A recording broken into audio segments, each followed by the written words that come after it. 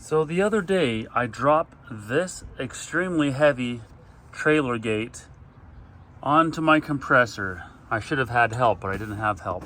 This fitting busted off. Now that's a brass, it looks like it's a brass, possibly copper fitting. I had my splitter on there. I've already tried the easy out. So one thing that can supplement the easy out, or reverse thread extractor as it's called, is some heat. Now there's a couple different options. You can use a heat gun, similar to a blow dryer, or you can use a torch. Please leave a comment on which you prefer.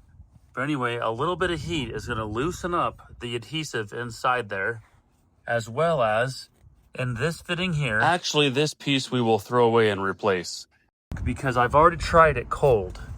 That broken off piece inside there will not come out cold. So we're gonna put some heat and see how it does.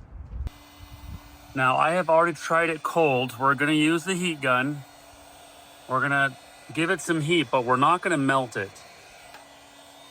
Sometimes gradual heat is better.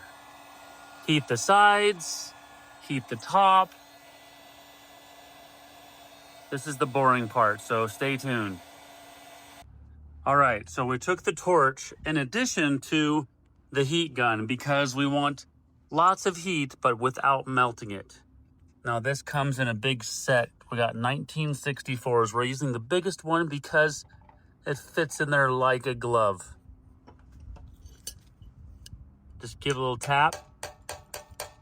It's nice and snug. You can use any adjustable wrench, and carefully, no sudden movements, very carefully, you have to ease into it. Oh, yes. I'm so happy right now. Look at that, it's moving. What's moving? The insides, that little bit of heat really does help. I gotta be honest, I was skeptical, but it keeps coming out of focus. See the extractor is moving it. So again, you have to use an extractor, or some people call it an easy out, but you want to get a really good one, not those super cheap flimsy ones that you can only use once and then it breaks. So again, see how I'm going counterclockwise, just like loosening a screw, righty-tighty, lefty-loosey. Keep on going. See, it's coming out. Keep on going.